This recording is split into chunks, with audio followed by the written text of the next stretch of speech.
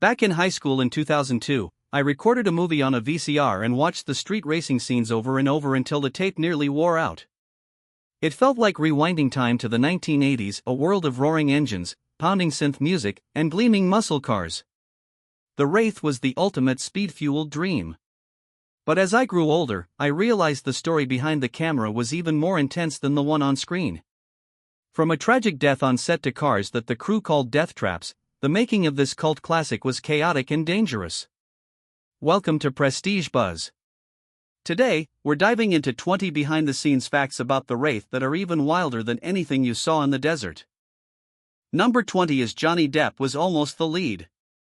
In 1985, Johnny Depp was dating Sherilyn Fenn, Carrie, and was frequently seen on the Arizona set. At the time, he was a struggling actor and was actually considered for the lead role of Jacob. However, producers went with Charlie Sheen because he had more box office pull after Platoon and Red Dawn. 19. A fatal accident. The film's rebellious spirit came at a heavy price.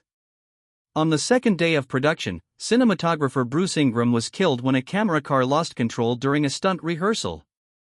The tragedy forced director Mike Marvin to scale back many of the planned chase sequences due to safety concerns and budget constraints. Number 18 is the $1 million concept car. The sleek black Turbo Interceptor wasn't a standard prop. It was a fully functional Dodge M4S concept car, developed for over $1 million. It had a top speed of 194 miles per hour.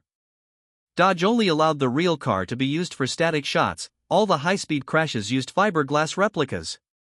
Number 17 is the rare synclavier score.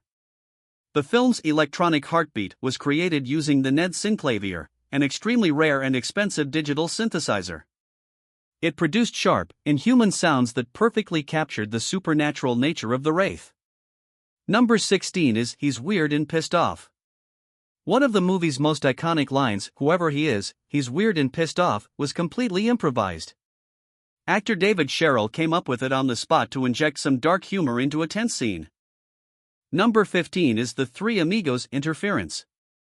While filming in Arizona, the crew's walkie-talkies accidentally picked up the signal from the nearby set of the comedy Three Amigos.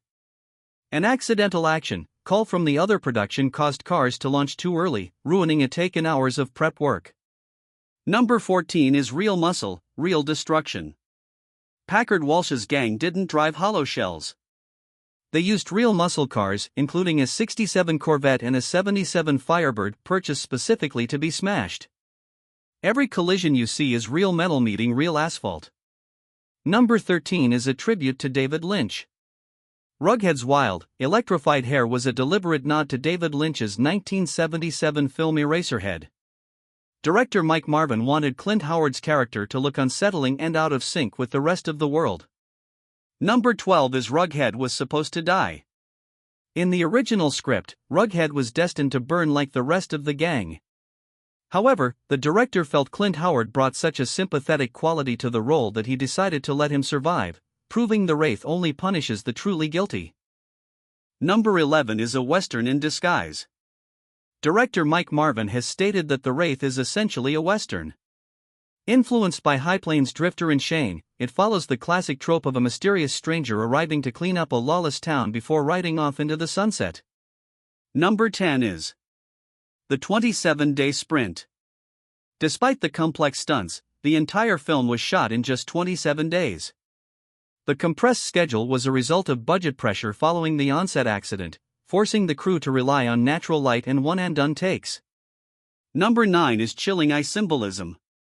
After each fatal race, the victims' bodies are intact, but their eyes are burned black. This symbolized the last thing they saw, the blinding flash of the Wraith's supernatural power. Additionally, each death released a metal brace from the Wraith's suit, symbolizing him reclaiming his humanity. Number 8 is From Villain to Romantic Director. Nick Cassavetes played the ruthless bully Packard Walsh. It's a shock to many fans that this intimidating 80s villain went on to direct The Notebook, one of the most famous romantic films of all time.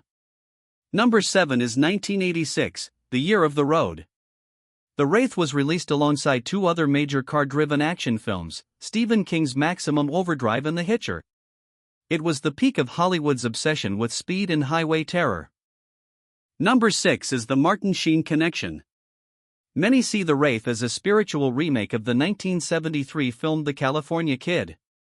That film also featured a driver seeking revenge against a highway menace and starred Martin Sheen, the real-life father of Charlie Sheen. Number 5 is fear of failure. After the accidents and budget cuts, director Mike Marvin feared the film would never be finished or released. He spent the production rewriting the script daily just to keep the project breathing. Number 4 is the confusing posters. The film had two main posters. One featured a cool, sci-fi illustrated Wraith, while the other looked like a Goonies-style teen adventure. The latter was often criticized because it showed the hero and the villain standing together in the same group shot. Number 3 is critics initially hated it. Upon release, critics dismissed the film as a ghost car cartoon. Leonard Maltin even mocked it as a movie only for people who like loud noise. However, cable TV and VHS turned it into a cult classic that fans cherish to this day. Number 2 is box office struggle. Released in November 1986, the film failed to recoup its $3 million budget. It was buried at the box office by heavyweights like An American Tail and Star Trek IV: The Voyage Home. Number 1 is the deleted witch subplot. Early drafts included a subplot about a psychic witch living on the prairie.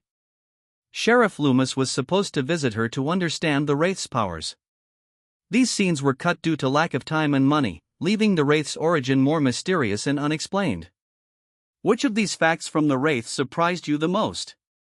Is it still one of your favorite 80s car movies? Let us know in the comments.